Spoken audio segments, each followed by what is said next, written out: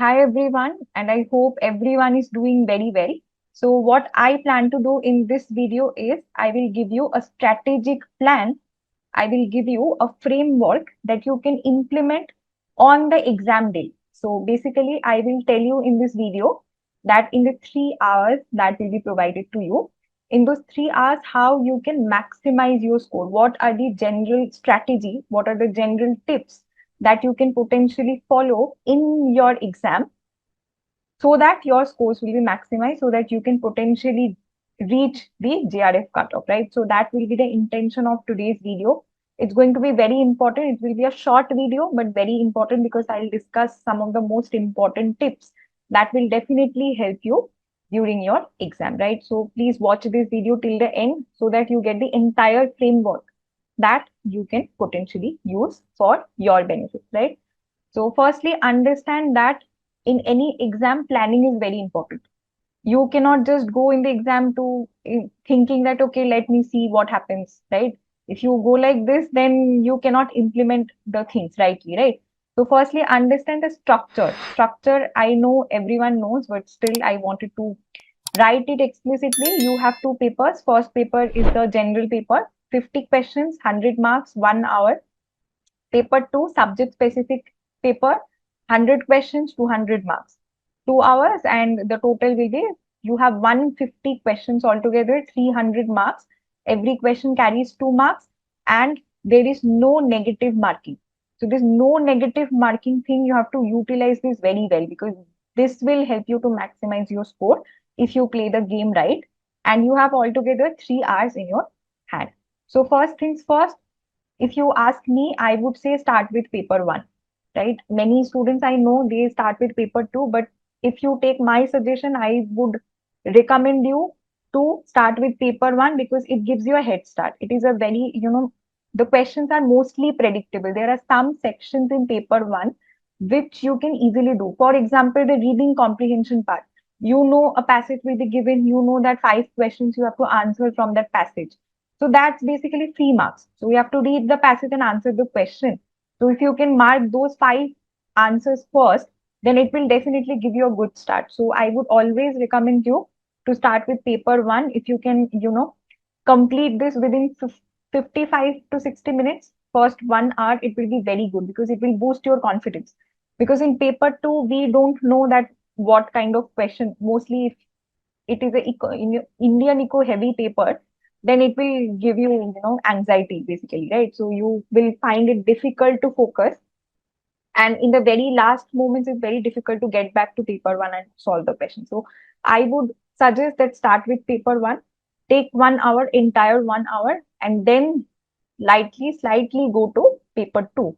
So finish paper one in the first 1 hour, and paper one gives you the head start, but paper two decides your rank. So ideally, if you're a general candidate and if you want to, pass the JRF cutoff, the general thumb rule is here you have to score 40 plus, 40 plus question you have to answer rightly, around 40. And here it is around 70, 75 to 80 questions, 75 to 80 questions. So you have to firstly attempt all the questions because there is no negative marking. So all 150 questions have to be attempted. Now in that, if you can mark 40 answers, 40 questions rightly, and here if you can mark 80, around 75 to 80 rightly, then, and if you're a general candidate, your JRF will be easily cleared, right? So now see, I have given you a paper-wise strategy, how you can approach this. This is the exact strategy which I followed during my exam time and it worked for me. So I hope that it will work for you too. So for the order of attempt. So firstly, in the paper, in the first paper, I'm talking about the general paper. They start the question paper starts with the data interpretation question. They will give you a huge table. They will ask you to solve questions from that, right? So they give you just to give you an initial shock, right? Many students I know they are not good in math, not strong enough in maths, and if they see that this huge table is in front of them, they immediately get nervous. So they give you intentionally, that is intentionally given just to make you nervous in the first place. So I would recommend you to just keep through those questions first. Don't attempt the data interpreter because many a times lengthy question comes. And if you take 10 minutes, 15 minutes in only those 5 questions, then it will not give you a good start, right? So always start with the static portion. Always start with the easy and factual questions, which comes mostly from teaching aptitude, research aptitude, communication, higher education, people environment, ICT, reasoning. So these are the portions from where you get the static and factual questions that you always have to target first. You cannot make mistake in these sections. Try to maximize your score in this particular section, because here they can't give you any tricky question, because it is what it is. Teaching aptitude will never change, research aptitude will never change. So these are the factual portion which will increase your marks basically, so you can't make mistake in that. So try to finish this section in the first 40 minutes. Browse through the questions and see where you get these questions, right? So easy questions, they are easy factual questions. Try to target it in the first 40 minutes, right? And then go to the data interpretation part, right? The data interpretation and the maths section. Take your time, take 20 minutes, full 20 minutes take for this particular section. In the first 40, and plus the reading comprehension, I have missed that, I guess. So reading comprehension also, reading comprehension. So this portion also. So I would recommend you to start with reading comprehension, because it's 3 marks, right? And then you have all the static portions that you can potentially do. Finally, in the last 20 minutes, when you are well versed with the exam, when you are settled down, when you know that yes, I'm in a flow, I have got the momentum, then you can go into the data interpretation, and that time you will see that now it's doable. It's pretty doable. In the very first, if you try to attempt these questions, you will get stuck, right? Because in the first 5 to 10 minutes, we need to settle down, right? To calm our minds, to settle down, to get the momentum. So this is the strategy for the first paper. So this is the order of attempt. Firstly, attempt questions from this section and then go to math and data interpretation section, right? Time management, as I've told you, don't spend more than 1.2 minutes for each question. If it is a factual question, it should take within one minute. You can't give more than 1 minute to a question, because paper two is very lengthy. Usually it will take more than 2 hours to solve, right? So if you take more time in the first paper only, it will be a problem. So don't take 1.2 more than 1.2 minutes per question. Set target 45 to 48 correct attempts. So close to 40, 40 to 45. You can clear that, it will be a very, very good score.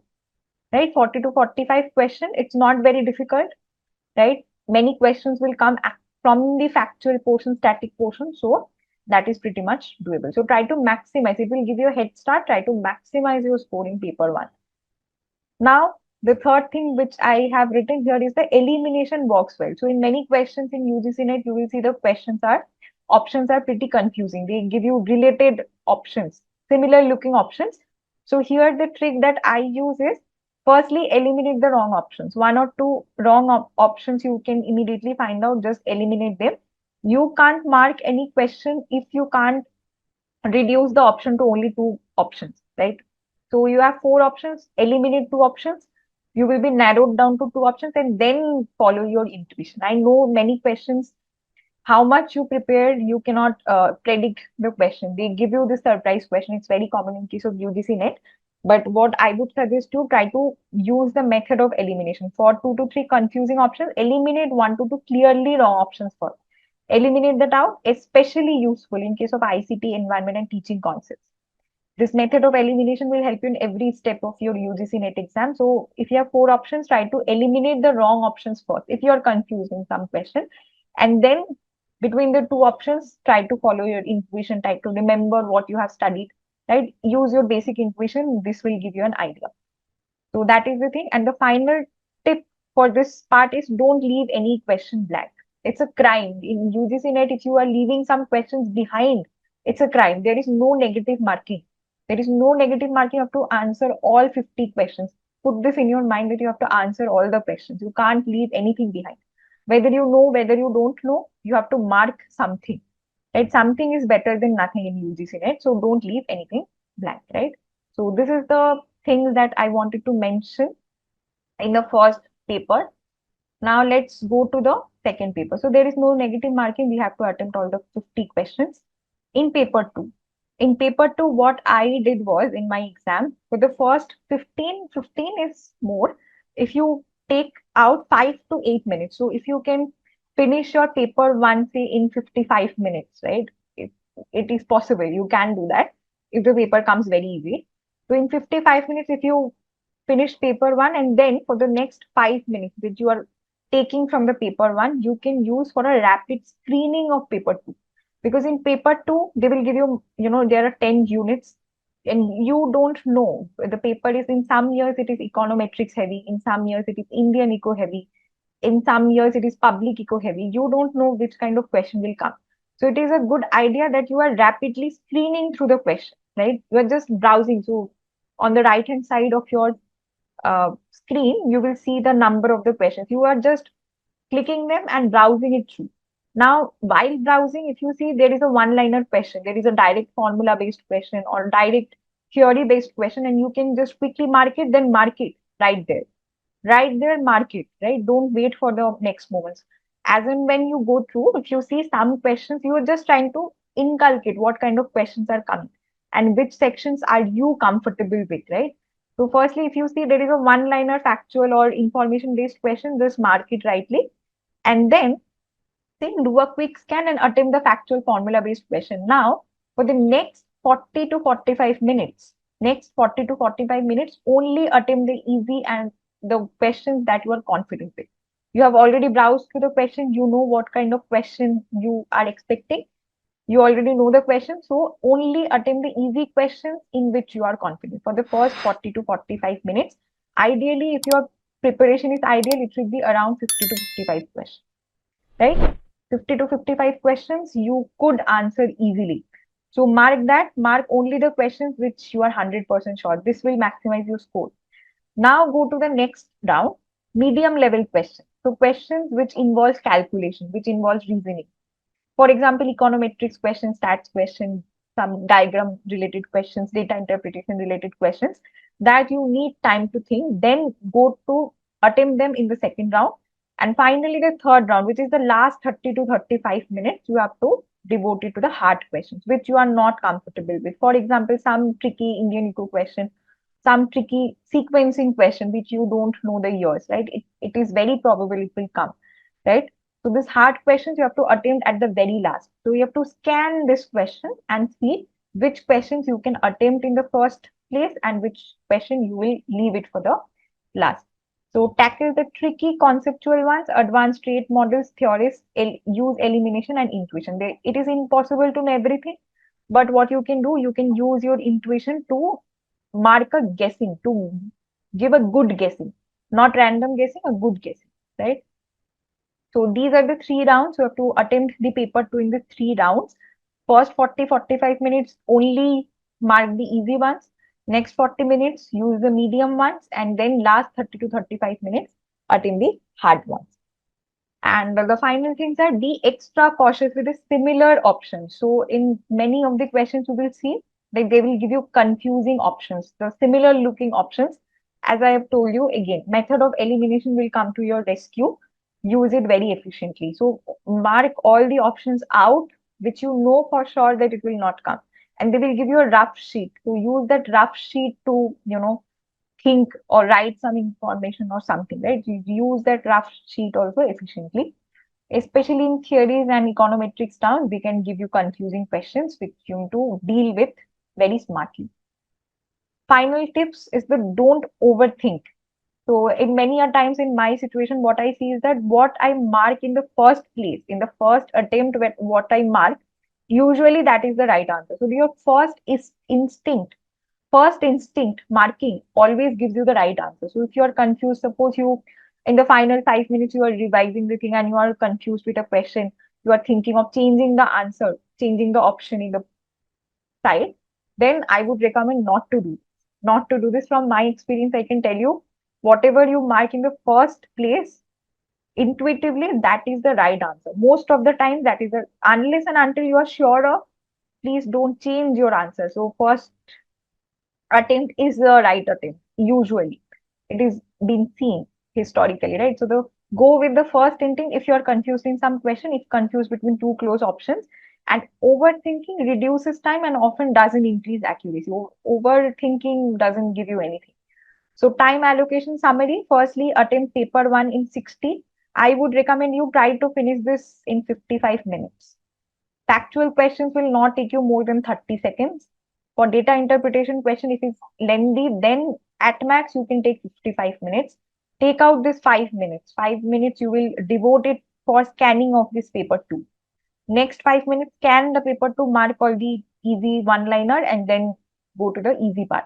Paper 2, round 1 easy, 45 minutes. Round 2 medium, as I've told you, which involves some uh, interpretation and reasoning type of questions. And finally, for the last few minutes, okay, so round 3 is the hard last 30 minutes, and last 5 minutes you should give for revision. So some silly mistakes you might have done during the exam, so you have to correct that in the the last 5 minutes. So that is the review part. And there are some final tips which I have added. Attempt all 150 questions. As I've told you, it's a crime. If you don't attempt all the 150 questions, it's a crime. There is no negative marking and utilize that fully. Mark confidently, avoid marking just the sake for it. So as I've told you, guessing, even if you are doing, it should be a good guess. It cannot be a random guess. Try to think about this. What have you learned about this topic? Try to think about some related topics, right? That will give you an intuition what will be the answer. Unless narrowed down to two options, you cannot mark anything. Stay calm. Now, see, if this is a paradoxical scenario, if you try something very hard, it gets farther away from you. It's a truth. So if you go to the relaxed mind that okay, this is just an exam, I have prepared my well, I know that I will give my best and results are not in my hand, so I will not think about this. So if this is your mindset, then it is very probable that your exam will go well. The mindset matters, right? Think that okay, I have done my preparation, I have done everything that I could do, potentially do. Now the rest of the things are not in my hand. So I will not exaggerate it. I will only go with a calm mind. I will focus on the questions, I will mark the questions. The result is not in my hands. It's not the end of life. It's just an exam. It's not the end of your life. So try to go with that relaxed mindset. So nothing to lose mindset. This I call that nothing to lose mindset. If you go with nothing to lose mindset, then you can do very well in your exam. And if you think that okay, I have to do this, I have studied so hard, I have prepared so well, I have to do this. If you put this extra pressures on your mind, then it is very probable that your paper will not go well. It's a paradox. The more you try, the more harder you try, the farther the results will go. And the more relaxed you are, the results will come to you, right? So don't try to get anxious. Try to calm your mind. Try to calm your mind. Talk to yourself. Talk to yourself. Calm your mind that I don't have anything to lose.